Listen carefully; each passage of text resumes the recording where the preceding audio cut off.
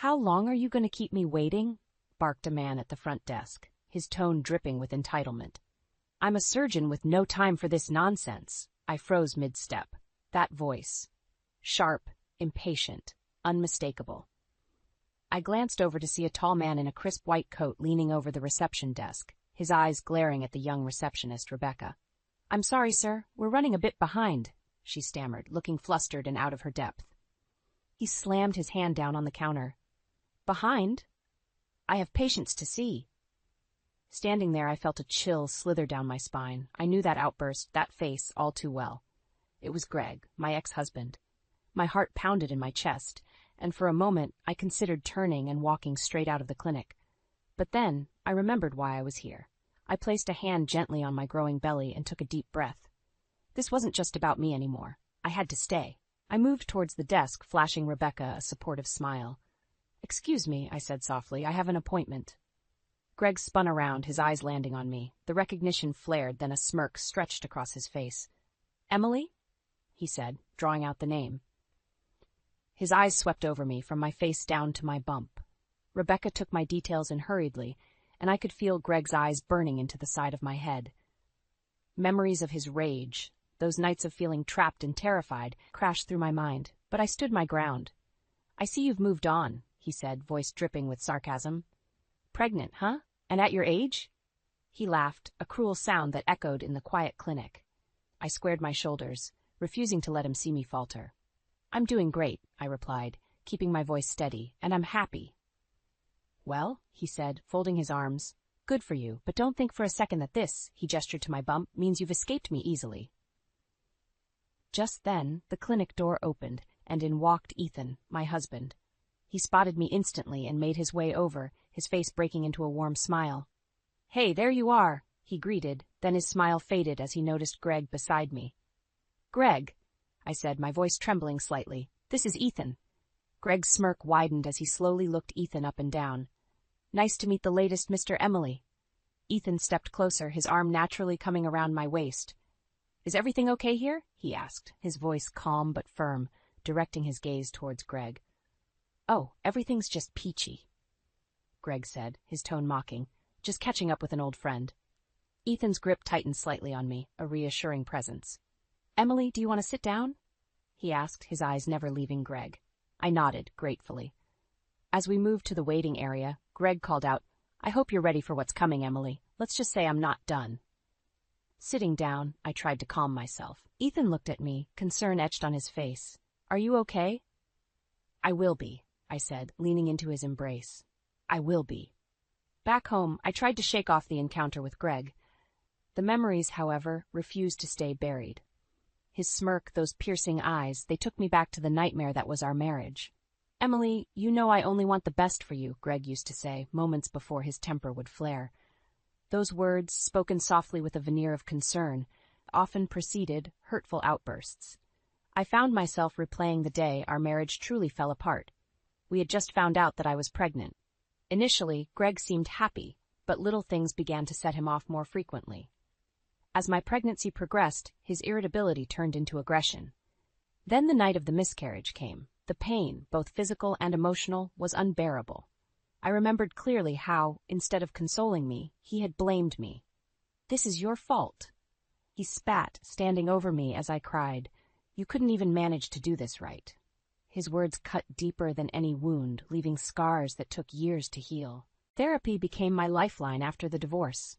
I found myself in sessions multiple times a week, rebuilding the fragments of my shattered self-esteem. I was determined to move forward, not just for myself, but for the hope of a better future. Then Ethan came into my life, an attorney with a gentle heart and a firm sense of justice. He saw the real me, beyond the broken pieces Greg had left behind. Our relationship grew steadily, rooted in mutual respect and love, far removed from the toxicity of my past. Sitting back in my living room now, surrounded by the warmth of our home, I felt miles away from the person I was with Greg. But his words from today echoed in my mind. "I hope you're ready for what's coming, Emily." Ethan came in from the kitchen carrying a cup of tea. "Thought this might help," he said, offering it to me with a smile. "Thanks," I murmured, taking it gratefully. Today brought back a lot. Ethan sat down beside me, his concern clear. I can't imagine how hard that was for you, seeing him again. But you need to know, we'll get through this. Together. I nodded, feeling the weight of his words. Ethan's support meant everything, especially now. I've come so far from where I was with him, I said, my voice steady. I can't let him pull me back. And he won't, Ethan reassured, his hand covering mine. We'll face whatever comes our way. For a moment, I allowed myself to lean into that hope. My past with Greg had its shadows, but my present reality was brighter, stronger. Greg's threats loomed, but they were no match for the life and love I had rebuilt. One step at a time, I whispered, more to myself than to Ethan.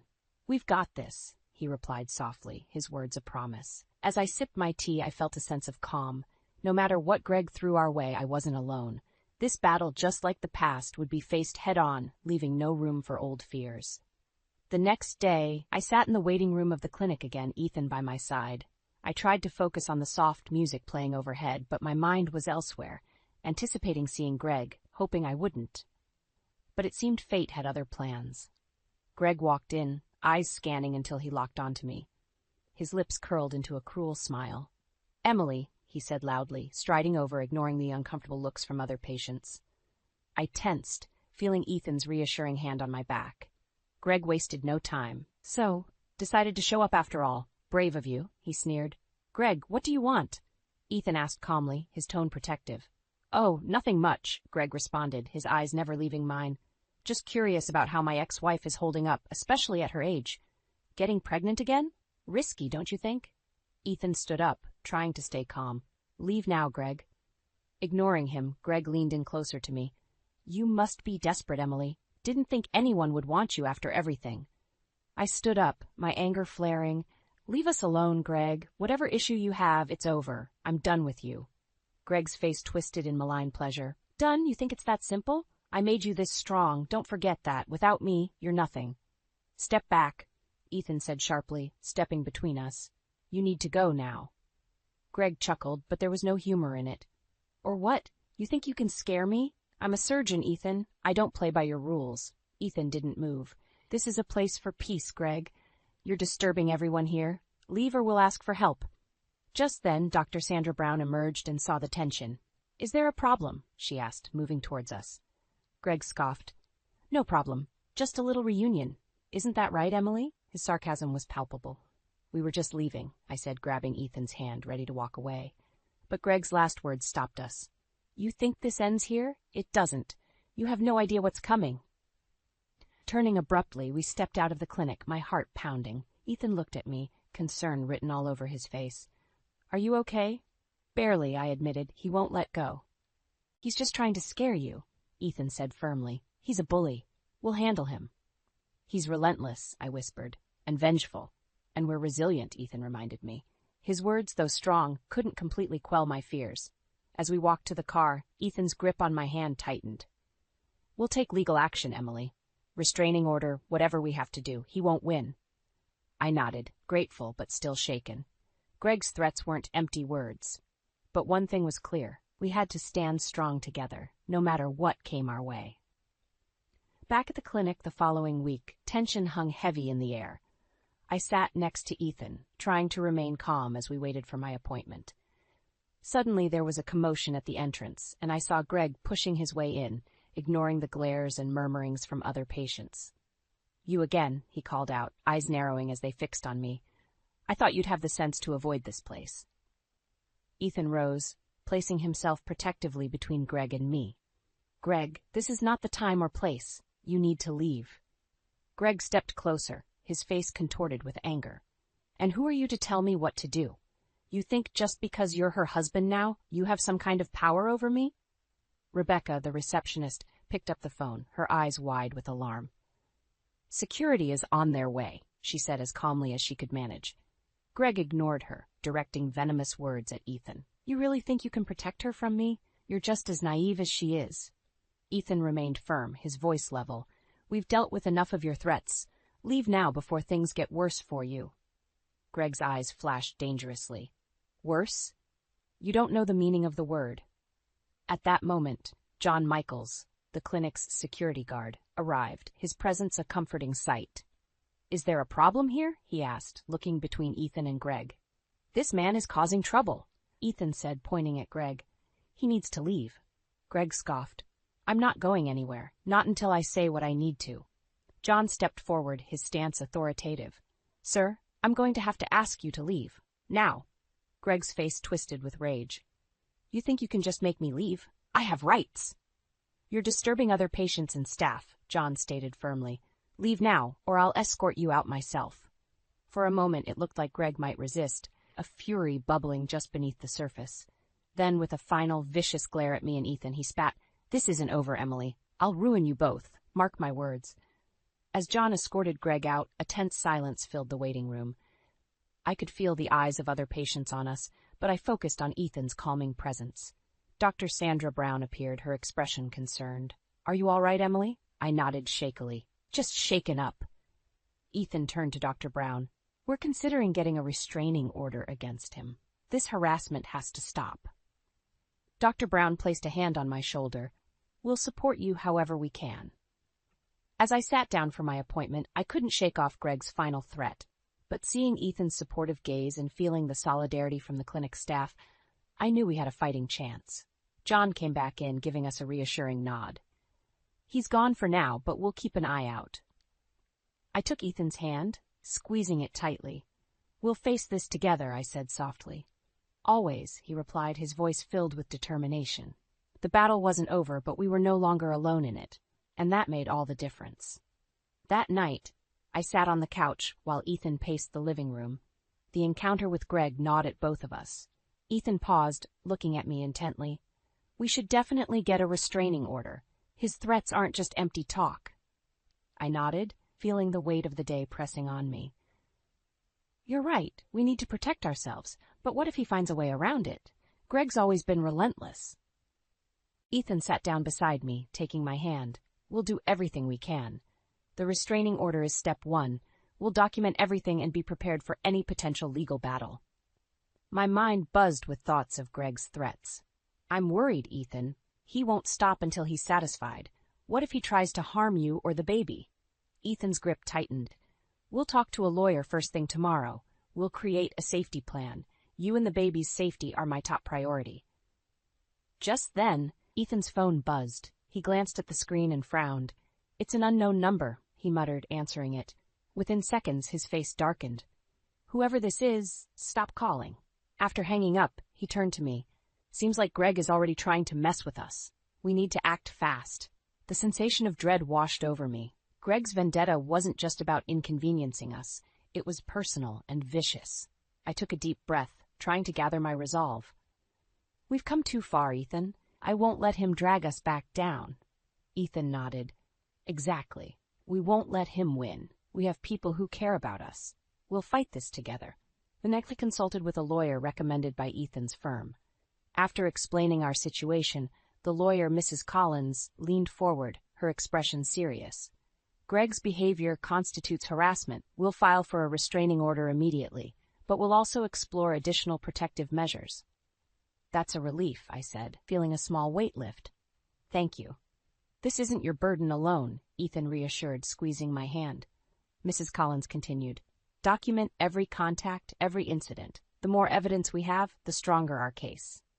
Leaving the lawyer's office, I felt a mix of anxiety and determination. Ethan wrapped his arm around me. "We've started the process. Now we stay vigilant." As we walked to the car, my phone buzzed with a message. I unlocked it to find a text from an unknown number. "This isn't over, Emily. You'll regret crossing me." I showed Ethan, my hands trembling slightly. "He's not stopping." "We'll forward this to Mrs. Collins," Ethan said, his jaw set. "Let him dig his own grave." That evening, as we sat down for dinner, the tension was palpable. "Do you think he'll ever stop?" I asked. Ethan looked thoughtful. "Greg's behavior is about control. We're taking that away from him. He's bound to escalate before he falls." I nodded, feeling a sense of dread, but also determination. "Then we face whatever comes next, together." "Together," Ethan echoed, raising his glass, "to our strength." I clinked mine against his, the resolve in my heart matching the steel in Ethan's gaze. We weren't going to be victims. Not anymore. A few days passed, but the sense of foreboding never left. Ethan and I tried to maintain some semblance of normalcy, but Greg's threats lingered like a dark cloud. One evening, as we sat in the living room, our phones began to buzz with numerous messages and calls. Ethan picked up his phone, frowning. "Unknown number again," he muttered, answering on speaker. "Hello? Thought you could hide?" Greg's voice sneered through the line. "I'm everywhere, Ethan. You can't escape me." Ethan's expression hardened. "This is harassment, Greg. We've already taken legal action." Greg laughed, a cold, unsettling sound. "Legal action? Do you honestly believe that will stop me?" I gripped Ethan's hand, trying to keep calm. After hanging up, Ethan looked at me. "We need to tell Mrs. Collins about this. It's getting out of hand." The next morning, we met with Mrs. Collins to report the latest incident. She listened attentively, her expression determined. "This is building a strong case for the restraining order. Keep documenting everything." We left her office, feeling a mix of relief and anxiety. At home, I tried to distract myself by preparing the nursery. Ethan joined me, painting the walls a soft yellow. "In a few months, our little one will be here," Ethan said, his voice full of hope. "We'll be ready for anything." But as the days went by, Greg's harassment escalated. We found anonymous notes on our doorstep, received threatening emails, and even had unsettling encounters with strangers who seemed to know too much about our lives. Greg clearly had extended his reach, and it was affecting my mental health. Nights were filled with restless sleep, and my stress began to take a toll on the pregnancy. One particularly difficult night, Ethan sat beside me as I wrestled with a bout of anxiety. "Emily, we'll get through this. Remember, we're not alone. We have support." His words were comforting, but the constant fear weighed heavily. The next morning, I found myself barely functioning.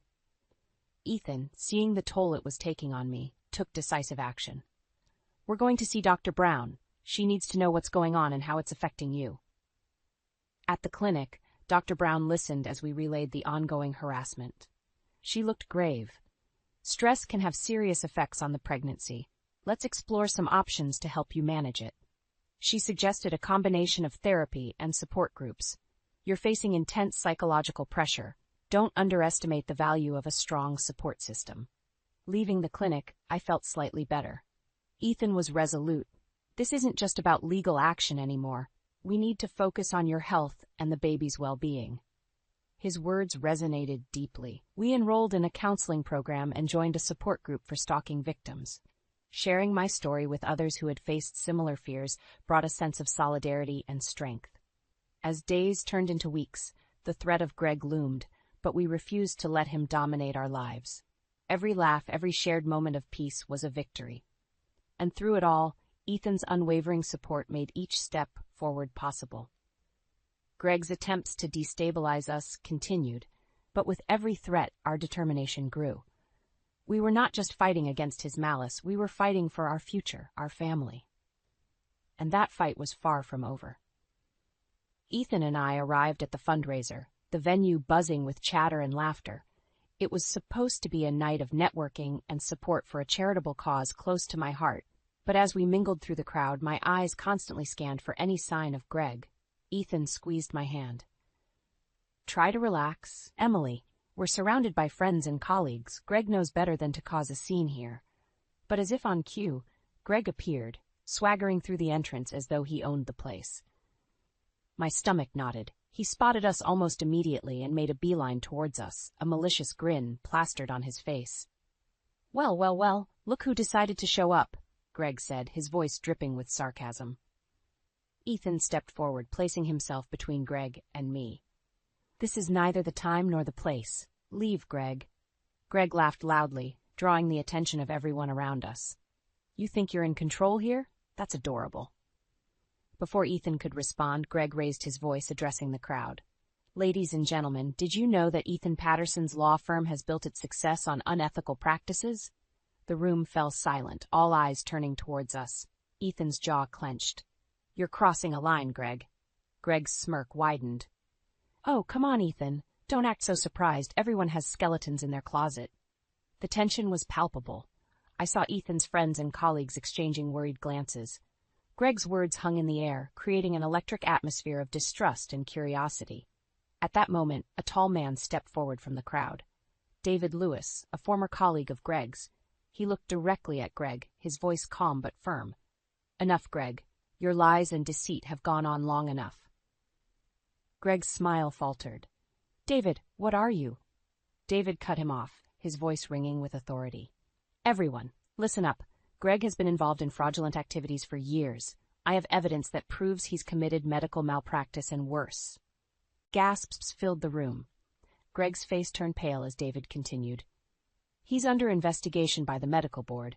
His vendetta against Ethan and Emily is nothing more than a desperate attempt to distract from his own crimes." Greg's mask of confidence shattered. He looked around, realizing the crowd wasn't buying his story anymore. They were looking at him with disdain and disbelief. Ethan stepped forward, his voice steady. "It's over, Greg. Your lies have caught up with you." Greg's eyes blazed with anger. "This isn't over," he spat, but the conviction in his voice was gone. David approached us, placing a hand on Ethan's shoulder. "I've been wanting to expose him for a long time. I'm sorry you got caught in his web." "Thank you, David," Ethan replied, gratefulness evident in his tone. As security escorted Greg out, the room slowly returned to normal, though the air was still thick with tension. I felt a wave of relief wash over me. Greg's power was crumbling, his threats losing their edge. Ethan turned to me, his eyes filled with a mix of pride and exhaustion. "We did it, Emily. We stood our ground." I nodded, feeling the weight of the ordeal begin to lift. "We aren't just survivors, Ethan. We're fighters."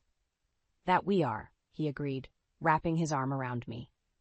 As we left the fundraiser, I looked back one last time, seeing the faces of those who stood by us. Greg's reign of terror was crumbling, and with every step forward I felt stronger, more certain that brighter days lay ahead. In the weeks following the fundraiser, the fallout from Greg's exposed deceit spread rapidly. Newspaper articles, social media posts, and news broadcasts highlighted his malpractice and fraudulent activities. The medical board launched a thorough investigation, and Greg's career unraveled like an old, fraying thread. Ethan and I sat on the couch one evening, the TV displaying the latest news about Greg's downfall.